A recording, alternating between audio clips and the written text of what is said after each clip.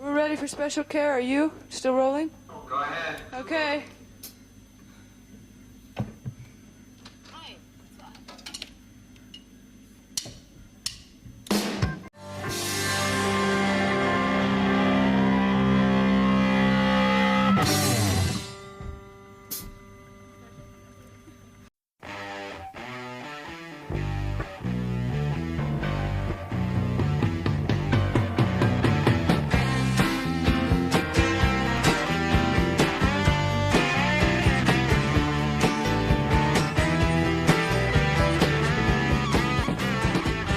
Olá você, tudo bem? Seja muito bem-vindo, muito bem-vinda a esse que é mais um episódio aqui do Repercuta Podcast, nosso espaço sobre bateria, música, percussão, arte, comportamento. A gente divide boas histórias aqui, sempre com episódios temáticos ou então com os nossos já tradicionais bate-papos.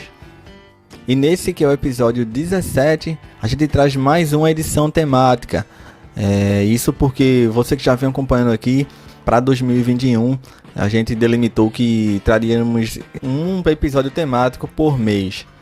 E agora nós trazemos a análise de uma espécie de documentário. Ele não é de fato um documentário porque não tem a inserção de imagens da época, mas uma grande entrevista com a baterista Alice DeBurr, que fez parte da banda Fanny nos anos 60, 70, banda dentro do rock fundamental. Banda que teve ali no mesmo cenário de grandes clássicos do rock, mas que não teve o devido reconhecimento, né? E aí, por que escolher esse tema? É sempre interessante trazer assuntos e a gente analisar assuntos que a gente já não vê em outras plataformas, em outros podcasts, por exemplo. Assim que bati o olho nessa entrevista, aí pensei, vou levar para o Repercuta. Vai ser interessante dividir esse tema com quem me acompanha aqui no podcast. Esse documentário está no YouTube, num canal que se dedica a valorizar o papel da mulher, né, nas bandas ao longo da história da música. O canal se chama Women of Rock Oral History Project. E aí ele traz várias entrevistas com bateristas, guitarristas, enfim, musicistas que são de suma importância, fundamentais, né, tanto para representatividade, que a gente precisa muito, e também para inspirar novas musicistas e, enfim, as mulheres, mais uma vez, afirmarem que podem ser o que quiserem, né? Então é isso, eu te convido a ficar um pouco mais confortável por aí e vamos junto, onde quer que tu esteja, para mais esse episódio aqui do Repercuta. Eu sou o Jari Tavares e seja muito bem-vindo e muito bem-vinda mais uma vez.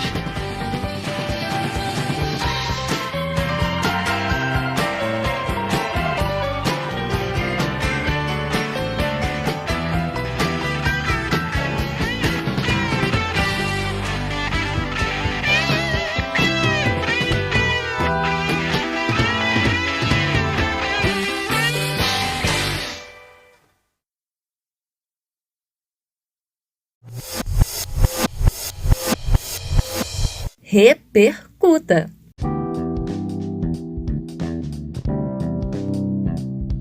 Essa entrevista especial, meio que em formato de documentário, é dividida em 4 partes.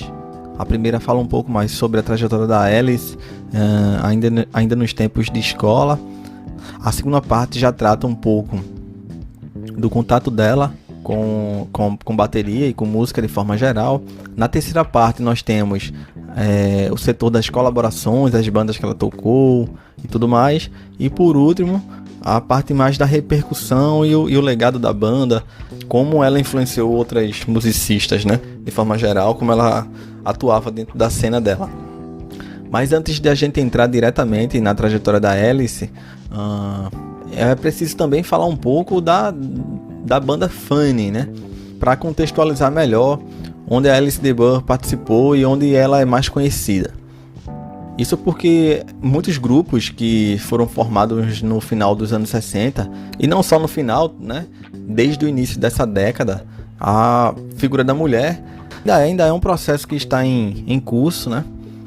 Tem melhorado bastante e ainda tem muito para ser feito, mas durante os anos 60, nomes como a Janis Joplin, a banda Ronettes e, por exemplo, a Gladys Knight eram responsáveis meio que por carregar essa figura da mulher que se afirmava como excelência, como artistas agressivas e de fibra, artistas expressivas e que não passavam despercebido, né? E aí é nesse cenário também que surge a Fanny, que é uma banda composta apenas por mulheres, da qual a Alice DeBoer participou, e uma das primeiras bandas totalmente femininas a alcançar o sucesso tanto comercial como de crítica. Elas já surgiram no final dos anos 60, ali para o início dos 70, na cena de rock de Los Angeles. E como eu falei, nessa época nós já tínhamos a Janis, a Gladys Knight, a Ronettes e quem veio depois, né? Elas acabaram por meio que se inserir a partir dessas portas que foram abertas por essas artistas que eu já falei antes, e também acabaram dando prosseguimento até que depois a gente sabe, né, de bandas como Runaways e a própria Joan Jett, que surgiram já nos anos 70. Isso é claro sem a gente excluir as grandes vozes do soul, do blues e do country, por exemplo, que já estavam consagradas. Mas aí na mesma medida que a gente tinha os Stones, os Beatles e todos os outros astros do rock, na medida em que a Fanny logra êxito comercial, elas meio que passaram por um momento de uma certa dualidade, porque ao mesmo tempo em que elas se provavam ótimas musicistas, havia um pouco daquela coisa do fetiche pelo fato de ser mulher, então chamavam a atenção, era meio que um paradoxo, porque o fato de serem uma banda composta por mulheres chamava mais atenção do público em geral, era uma vitrine, um chamariz para isso, mas ao mesmo tempo grande parte desse público via também meio atravessado, né? Exatamente pelo fato de serem mulheres e acharem que não havia competência técnica, enfim, talento ali em si, né? A Fanny era formada pelas irmãs Julie Minton na guitarra e Jean Millington no baixo. Posteriormente, a tecladista Nikki Barclay entrou na banda. Dos vídeos que eu vi, do material que eu vi delas, uma integrante que entrou depois, mas que tem muita imponência assim, na forma de tocar. E a Alice DeBoer na bateria. A banda teve algumas formações anteriores. A banda teve outra baterista antes da Alice, que se chama Brie Howard. Inclusive, nesse próprio canal, nós também temos uma entrevista da Brie falando também da época dela na Fanny e a trajetória dela musical, né? Se for do gosto de vocês também, a gente pode trazer um episódio falando especificamente da trajetória da Brie, outra figura importantíssima na bateria, na música, principalmente para as mulheres. E voltando para a formação da banda, vale lembrar que elas abriram para grandes nomes do rock, como a gente já vinha falando, que elas transitavam ali na mesma cena. Então, para ter ideia, elas participaram tanto abrindo shows ou fazendo colaborações com artistas como The Kinks, Procol Harum, Little Feat, Jethro Tull e Humble Pie, para ficar nessas, né? Isso sem esquecer também da época em 71, quando a cantora Barbara Joan Streisand quis trazer um som mais rock para as apresentações e para o registro dela, e a Fanny foi a banda escolhida para compor essa banda da Bárbara. A Fanny abriu shows em turnês mundiais para Jethro Tull e para Humble Pie. Outra também que ela participou e colaborou foi com a banda Slade, e aí ajudou bastante a popularizar a banda no Reino Unido. A própria Alice explica, dando um spoiler daqui pra frente, que na Inglaterra a banda era super conhecida, era tratada como astros do rock mesmo, e nos Estados Unidos quase ninguém conhecia a banda.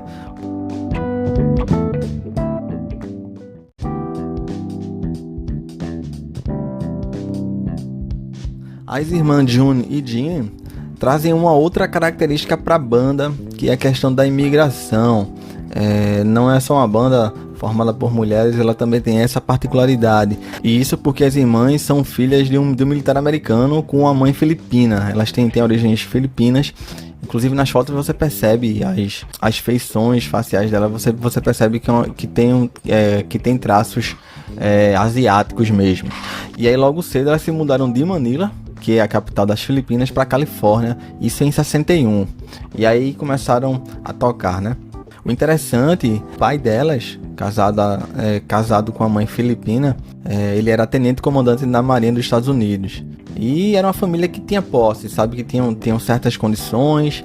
Alguns sites até noticiam que eles tinham servos à disposição deles, ou seja, era uma família privilegiada nas Filipinas, né? E mesmo assim, o pai meio que renegava um pouco da cultura filipina, né? Uma das irmãs acaba dizendo que ele costumava dizer que os filipinos são muito dúbios. A cultura filipina para ele não era algo para se apegar, e aí isso também ajudou ele a querer se mudar para os Estados Unidos e levar a família, né? E para se ter ideia também, em uma das entrevistas, uma das irmãs falam que elas tinham quem fizesse tudo para elas, assim, na questão, nas tarefas domésticas e tudo, né?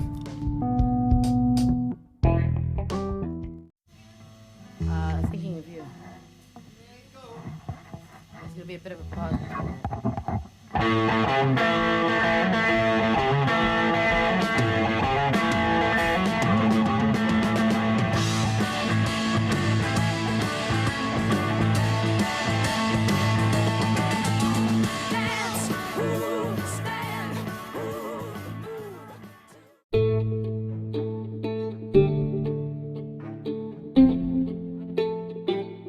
Falando um pouco de como elas se relacionavam com a mídia da época, as gravadoras, por parte dessas empresas, por exemplo a Warner, que foi que fechou o contrato com elas, eles ofereceram um contrato sem mesmo ter ouvido a banda, para se ter noção. Elas não tinham nenhuma música gravada ainda, e aí a gente percebe o tanto que era o objetivo da empresa, da gravadora, era explorar mesmo essa coisa do arquétipo do sexo apenas. Meio que uma coisa fetichista mesmo, na minha opinião. E se esperava muito que elas se valessem apenas da exposição do corpo e tudo mais, né? E o que não aconteceu, porque a banda se fazia muito bem ao vivo, pela competência técnica e musical, e logo isso foi deixado um pouco de lado, porque viram que elas tinham algo na bagagem de fato. Dessa forma, as habilidades musicais da banda acabaram suplantando todas essas pretensões de angariar fãs e atrair atenção de crítica e da mídia apenas pela exposição das figuras, né? E aí, ouvindo parte da discografia da Fanny, eu não conhecia a banda. Ela lembra algumas coisas que me vem na cabeça, algumas bandas que me fizeram lembrar. Sei lá, bandas como Hocus Pocus, o próprio Led Zeppelin. E claro, muita influência do hard rock, da psicodelia também, e da música progressiva. Elas eram também influenciadas pelos Beatles, então as quatro cantavam. A gente vai falar um pouco mais disso mais na frente. E também incidia sobre a banda grande influência da Motown e do funk soul, né? De bandas mais pesadas desse gênero. Na época a gente também teve outras bandas que assinaram um contrato com gravadoras e que eram bandas formadas por mulheres, como a Gold e the Gingerbreads, a Freudian Sleeps e a Pleasure Seekers. Mas de fato foi a primeira banda que efetivamente lançou um disco. Enfim, banda formada por mulheres, chegou a colocar músicas entre as 40 mais tocadas dos Estados Unidos, isso segundo a Billboard, né? E também a primeira banda feminina a dar as caras, né, em gravações, como foi o exemplo que a gente já falou anteriormente. E falando um pouco da característica da banda, como eu já falei, as quatro cantavam, falando bem superficialmente, mas uma mistura de Beatles com Led Zeppelin, assim, sabe? Tem melodias bem construídas, tem uma dose de lirismo ali, mas também consegue ser denso, pesado e rústico o som da Fanny. A banda produziu bastante em pouco tempo de carreira. Foi praticamente um álbum por ano, entre 1970 e 74. E aí lançaram 5 discos. O Fanny, auto-intitulado, em 1970, foi o debut do grupo. Em 71, o álbum Shed It Ball. O Fanny Hill, em 72. Em 73, lançaram o Modest Pride. E por último, em 74, o Rock and Roll Survivors, último álbum da discografia da banda. E aí esse último disco, em 74, já não contou com a presença da June, que ainda em 73 saiu da banda, isso por conta de divergências. Ela já vinha sofrendo interferência criativa. Um dos carros-chefes nesse sentido foi a questão do figurino. Então havia muita pressão para que elas usassem roupas mais descoladas e mais desenhadas por grifes. E aí rolou esse ruído, porque havia a ideia de que a autenticidade pudesse ser colocada de lado, em prol apenas da roupa e, enfim, da imagem, né? E também até interessante lembrar, porque nessa época, em 73, o que a gente via de figurino nas bandas, enfim, anos 70, né? E aí a gente já tira toda a liberdade que há para excentricidades, esse tipo de coisa, né? É até compreensível que tenham tentado isso com elas também. A Fanny acabou abrindo o caminho, como eu já falei, para quem veio nas décadas posteriores. Bandas como Joan Jett and the Blackhearts, o próprio Blonde, a banda Heart, The Pretenders, Eurythmics, Runaways, The Bangles, The Go-Go's, B-52s, Sixes and the Bunches, Veruca Salt. Nos anos 90, por exemplo, a Garbage, que eu amo o som da banda, na figura da Shirley Manson, e a banda do grunge L7, a Seven Year Beach, também é outro grupo que pôde atuar e se beneficiar um pouco do legado da Fanny. Hole é outra banda que a gente não pode esquecer, Babies in Toyland a gente não pode esquecer, e outras bandas como Yeah Yeah Yeahs e Florence and the Machine. A gente podia passar um dia falando aqui de bandas que hoje dão continuidade a esse legado e essa liberdade, esse rompimento de fato que a Fanny teve. Eu queria falar um pouco também sobre a própria origem do nome da banda. Fanny se escreve F-A-N-N-Y e significa vulva, mas elas não usavam o nome no sentido sexual da coisa, mais na ideia de ter um espírito feminino no grupo. A banda se chamava Wild Honey e foi rebatizada para Fanny. Achei um nome forte, achei um nome bem peculiar mesmo, e perfeito para elas, perfeito. E com o fim da banda, a maioria dos integrantes lançaram discos solo, colaboraram em gravações com outros artistas. A própria Alice, que é a nossa protagonista desse episódio, foi trabalhar na indústria musical. Primeiro saiu da área, foi trabalhar em lojas de comércio, a vida comum, por assim dizer, e aí depois voltou para trabalhar na mídia, né? Agenciando bandas e fazendo essa parte de backstage. Fato esse que ela, inclusive, ela se orgulha bastante em uma das entrevistas que vi, e ela pôde entender bastante como a banda era vista na época e também entender como funciona todo o showbiz, né? Em 2016, as irmãs Joan e Joan se juntaram com a primeira baterista que eu falei no início desse episódio para revisitar algumas coisas, e o fruto dessa reunião foi em 2018 que a banda reapareceu após 50 anos e lançou um álbum chamado Fanny Walked the Earth. Esse foi o primeiro álbum em 43 anos.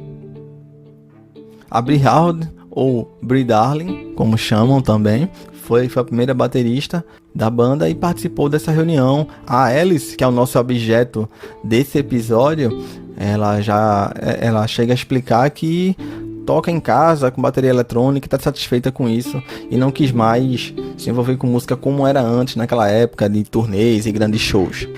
Uma das causas para a saída da Brie Darling e a entrada da Alice foi que a primeira baterista ela deixou a banda depois que se casou, e aí o marido dela a pediu para sair da banda. E aí, por conta disso, as próprias gravadoras não gostavam muito de contratar mulheres que tivessem um certo compromisso na vida pessoal mesmo.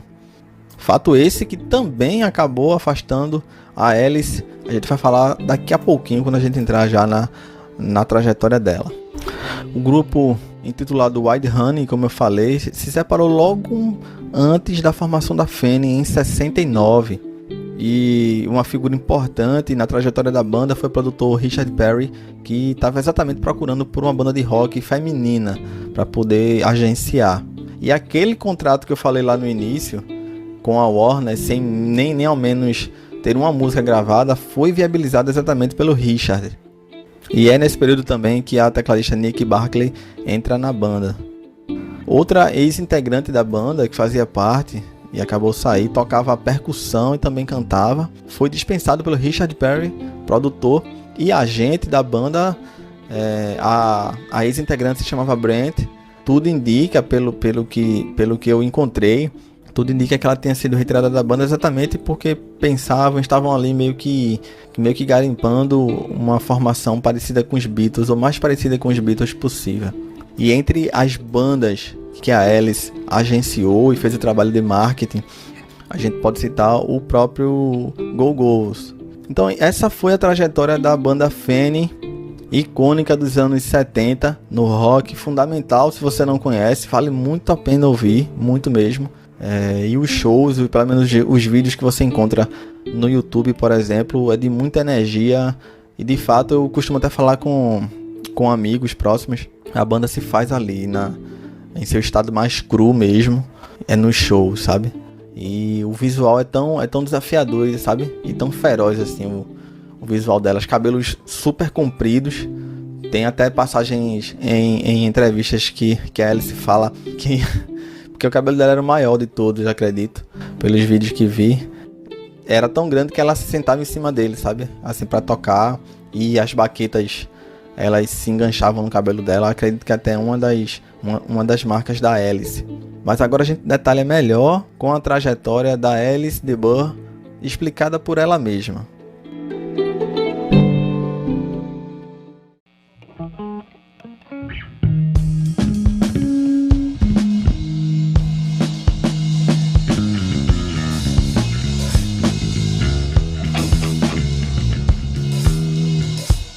Repercuta!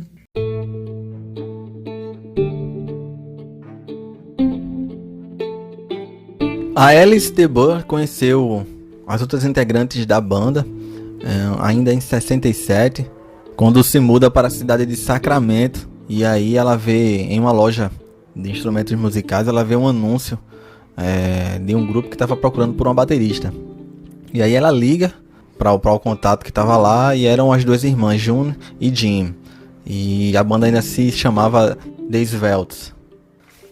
Sobre a infância, ainda na época da escola, a Alice explica nessa entrevista que se dava muito bem com vários grupos na escola. Ela não era nada aquela pessoa super isolada, não, mas que tinha sua própria personalidade, né? Frequentava a igreja todo domingo com a mãe e a família, mas explica também que não se identificou muito com o comportamento das pessoas por lá. Ela deixa meio que em aberto, mas acredito que talvez por essa personalidade forte e um pouco mais inventiva, libertária, a gente tá nos anos 60, 70 ali, talvez algum certo engessamento no ambiente da igreja não tenha feito com que ela se identificasse tanto assim. Na música, ela relembra a primeira vez que teve a oportunidade de tocar.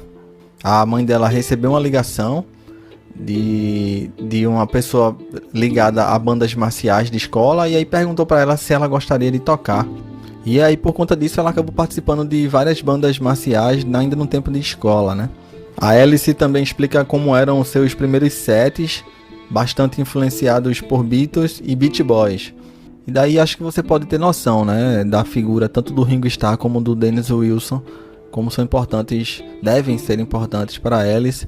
E sobre o set, acredito que tenha sido um set bem minimalista, a exemplo dos Beatles e dos Beach Boys, né? Dando prosseguimento à entrevista, a Alice acaba falando sobre um momento importante para ela na trajetória pessoal dela também, que foi a separação dos pais, que teve grande impacto na percepção da vida para ela, e foi um fato que ela teve que superar e que levou um certo tempo, segundo ela. E aí um ponto importante, que é muito interessante de destacar aqui também, é que a Alice de Burgh, ela é homossexual, e aí ela cita a sua primeira experiência, e foi com a empresária da banda, que era mais velha do que ela, inclusive. Ela também explica que, por exemplo, mesmo anos atrás, como 67, por exemplo, dentro do próprio movimento de libertação que permeou a contracultura e a cultura dos anos 60, mesmo nessa época, a homossexualidade era tratada como uma certa doença. Se você prestar atenção até hoje, infelizmente, a gente evoluiu bastante, mas também tem muito a evoluir. Mas muitas pessoas tratavam essa questão como sendo algo patológico mesmo, algo a ser corrigido, digamos assim.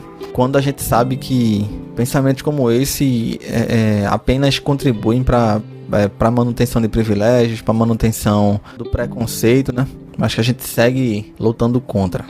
E aí logo no início da banda, ela vivia em Mason City e vai para Califórnia, que foi onde a Fanny surgiu, enfim, começou as suas atividades, né? E aí acabou ficando um pouco mais distante da família, principalmente da mãe. E ela explica que se comunicavam através de cartas e esse contato era constante até o falecimento da mãe dela, que é outro dado que eu procurei para além desse documentário e não encontrei. Mas independente disso, esse traço é importante, esse dado, porque mostra o contato dela com a mãe, a proximidade e como esse ambiente familiar incidia no comportamento dela. A Alice é uma pessoa família, tanto é que a gente vai ver mais na frente, depois que ela sai da banda também, vai morar junto com uma namorada.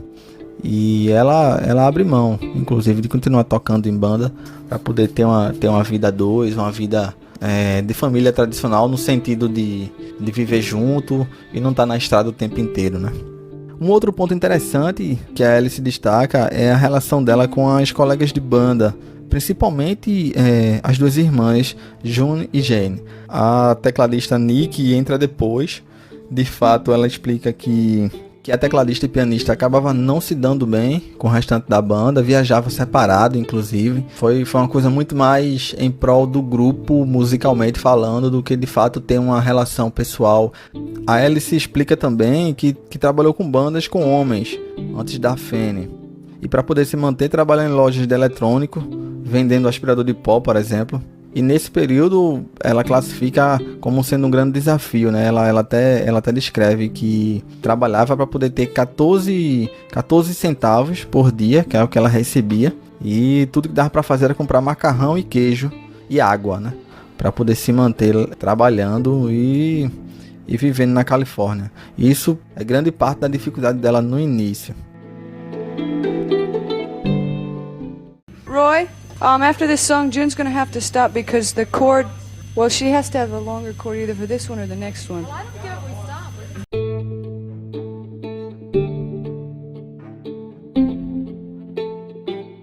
E aí o grupo decide sair da Califórnia e ir para Los Angeles, onde elas passam a tocar todo final de semana. Los Angeles, a capital, a cidade da mídia, da arte, né? E aí passam a pagar despesas de forma melhor e tocando e colocando a banda na ativa. A Alice DeBow explica também que elas decidiram ir para lá para passar um certo tempo e logo buscar um contrato com alguma gravadora. Senão ela mesma decidiria voltar para a cidade natal dela, voltar para estudar e dar um tempo nessa coisa do sonho todo, né? E aí, como eu já falei na primeira parte aqui do Repercuta, logo elas conseguiram um contrato com a Warner, mesmo sem ter tido nenhuma música gravada ainda. E com esse contrato assinado com a Warner, em 1970, ela recebia cerca de $400 por mês, é o que dava para se manter no início da banda, né? A entrada da Nick no teclado, como eu já citei antes, não só trouxe qualidade musical, mas como também a própria integrante acabou trazendo algumas músicas próprias que foram incorporadas no repertório da banda a partir do segundo disco.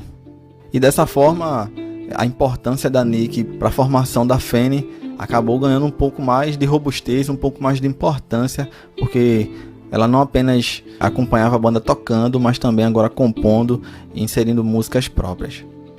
Durante esse documentário, essa entrevista, você percebe que a Alice é muito autêntica e muito...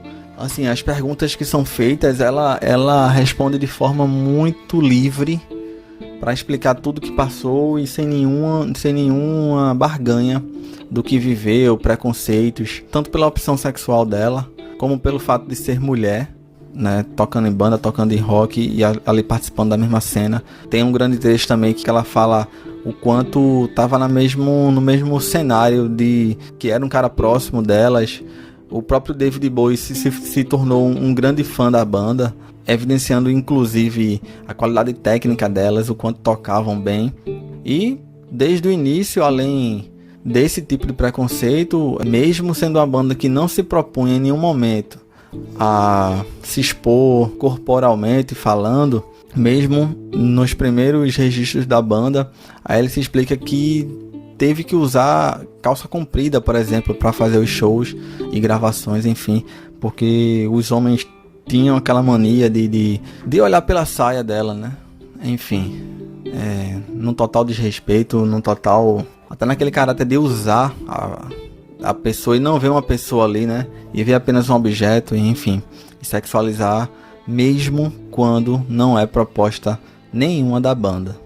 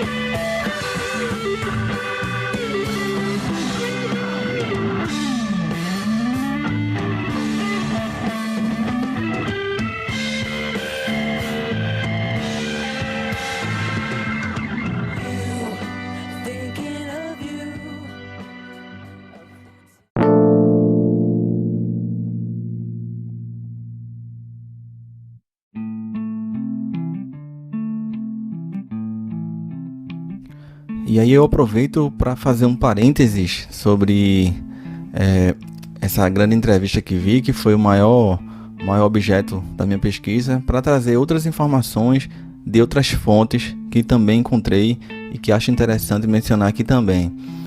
Ela, além de partir da cidade de Sacramento, junto com a banda Svelts, na época, nesse momento de banda vale destacar que eram apenas a Alice, a June e a Jean e um tecladista chamado Ed, que eu apenas encontrei essa informação.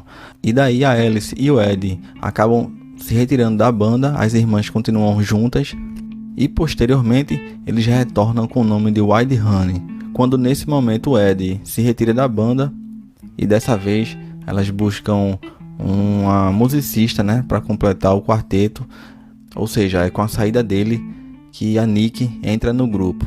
E nesse processo os Svelts tinham acabado de sair para uma turnê canadense, no caso das duas irmãs, né? E nesse retorno é que a Alice se junta novamente para Wild Honey e aos 45 do segundo tempo praticamente elas trocam o nome para Fanny. Elas se apresentam na costa oeste, principalmente na cidade de São Francisco, isso antes da mudança para Los Angeles, em busca desse sonho, ficando um pouco mais próximo inclusive das produções de Hollywood. Elas chegaram a se apresentar no famoso Clube Trovador, onde o produtor Richard Perry as encontrou. A Alice explicou em outra entrevista, inclusive, que elas tinham apenas 15 minutos para se apresentar, o que acabou se transformando em 3 horas de show, dado o entusiasmo do Richard. E foi durante esse período de transição que o grupo regrava metade do primeiro álbum, inserindo músicas da tecladista Nick. A versão definitiva do álbum acabou não incluindo músicas dela por uma questão de erro logístico mesmo, e as músicas acabaram ficando para um segundo compilado do grupo. A Alice elogia as músicas da Nick, mais uma vez confesso que das apresentações que vi até no YouTube, a banda inteira é muito expressiva, né? Cada um tem sua particularidade, mas a Nick é uma pianista daquelas classudas, sabe? Imponentes. No período do contato com a Warner, elas passam também pela Reprise Records. E a tecladista Nick já tocava com artistas como Joe Cocker, por exemplo. Outra curiosidade é que no último álbum, o Rock and Roll Survivors, a June já tinha saído do grupo, foi substituída por Patty 4, e aí isso foi também um estopim para a saída da Alice.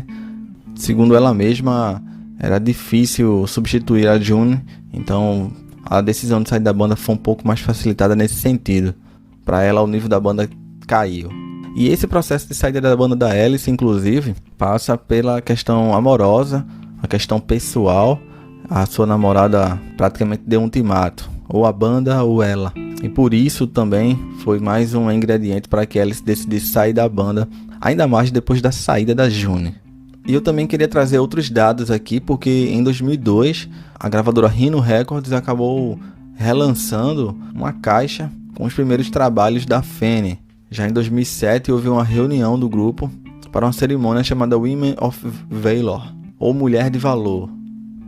A Alice, que completou 71 anos em 2021, já chegou a falar um pouco sobre o seu estilo de tocar. Ela que já destacou que não curtia muito jazz e não era muito de fazer grandes solos de bateria. Era mais do rock mesmo. E dentre suas referências, além do Charlie Watts e do Ringo Starr, ela também lembra do Bob Harrison, que era da banda Procol Harum. Outro destaque que ela agradece bastante ao público da Inglaterra.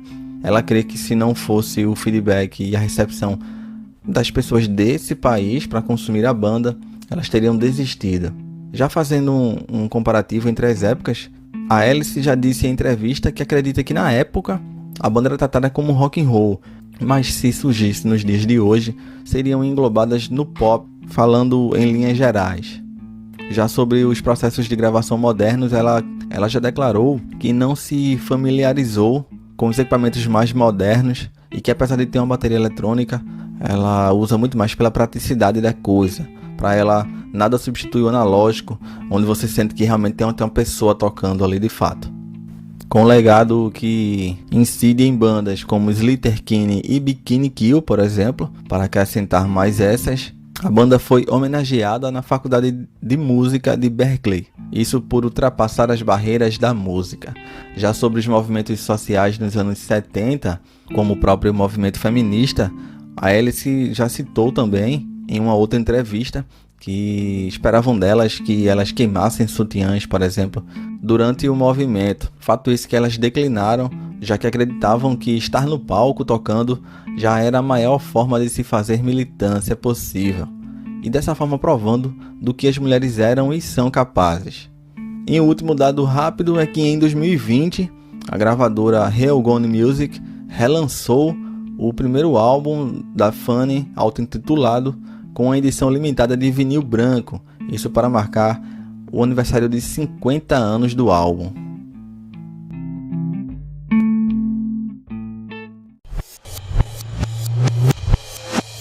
Repercuta.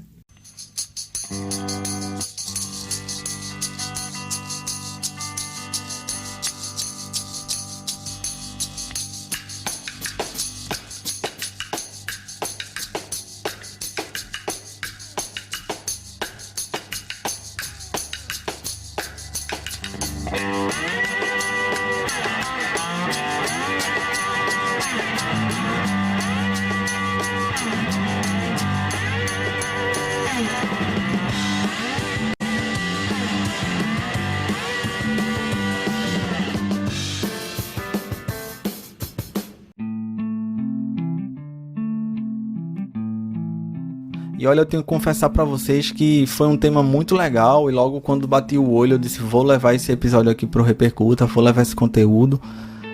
Você aprende bastante, porque uma análise dessa, ela não é apenas uma análise de uma trajetória em si individualmente, mas através de um documento histórico desse você consegue entender uma época, entender um tempo, e aí nessa medida você consegue entender dificuldades que são dificuldades comuns a qualquer um de nós, a você que tem banda, a você que conhece alguém que tem uma banda, a você que conhece alguém que tem algum projeto, qualquer que seja, e que esteja começando e que esteja galgando espaço. E aí a gente vê que são problemas recorrentes, a gente é tão diferente um do outro, a gente tenta se diferenciar tanto uns dos outros, mas em algumas coisas nós somos bem parecidos, para falar a verdade, né? Então eu confesso que é nesse sentido também que a trajetória da Alice de Burr, para mim, é uma forma de entender um tempo, entender um mundo, um pensamento, inclusive o legado deixado para esse tempo agora que a gente está vivendo, né? E só para não deixar passar esse episódio, para reforçar um pouco o que eu falei sobre a questão familiar da Alice, logo quando ela larga a banda, ela tem um relacionamento, a sua companheira, e aí tiveram dois lados, assim, dois fatos que é interessante de trazer aqui. O primeiro, quando ela não garante o compromisso, ela não garante que fossem viver juntas e que esse relacionamento teria acabado, essa companheira dela ameaça cometer suicídio, e aí por conta disso ela acaba declinando da decisão e continua com ela. Não sei se esse segundo ponto que eu vou trazer agora, se ele também aconteceu com essa companheira dela, que é no momento em que ela resolve sair da banda e resolve levar uma vida longe dos holofotes, E aí ela disse que resolveu guardar a bateria e fez a bateria de mobília em casa. Então o bumbo se tornou uma mesa, os tons menores se tornaram tipo mesas auxiliares nos cantos, assim. E foi assim que ela continuou, né? Ainda foi trabalhar, como eu já falei, na questão de agenciamento de bandas. Explica também que parou de tocar não só por ter desencanado, mas também pela questão física também. Ela acredita que para tocar bateria tem que ter uma certa energia que ela já não tem mais, e se dedica a esses projetos, né? Um outro projeto que ela evidencia bastante e que acha importante foi a negociação com a própria Warner para poder manter o catálogo da Fanny ativo e poder, se possível, ganhar os royalties das gravações que fez com a Fanny. Na entrevista em si, ela não especifica se conseguiu ou não. O material da Fanny, ele está disponível, né, nas plataformas, mas a questão dos dividendos ela acaba não falando, né?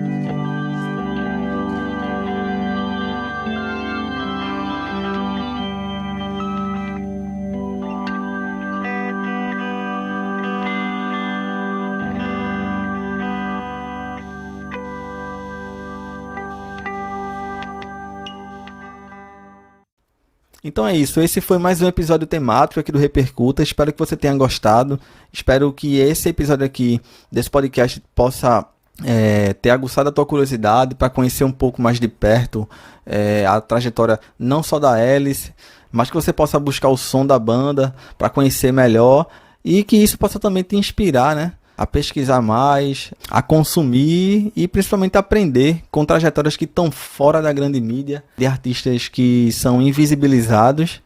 No caso da Alice The Burr, no caso da Fanny especificamente, a gente sabe muito bem que é uma coisa sexista mesmo, pelo fato de serem mulheres, estavam na mesma cena de grandes bandas clássicos aí do rock, mas que não têm o devido reconhecimento, e é para isso que o Repercuta existe também, para dar uma luz, nem que seja um holofote inicial ali, para que a gente possa investigar e procurar e cada vez mais pesquisar e conhecer mais e mais, não só artistas consagrados, não só artistas mundialmente conhecidos, mas os artistas que têm uma história grande para contar e que a gente pode aprender bastante com vida e obra, como foi o caso da Alice The Burr.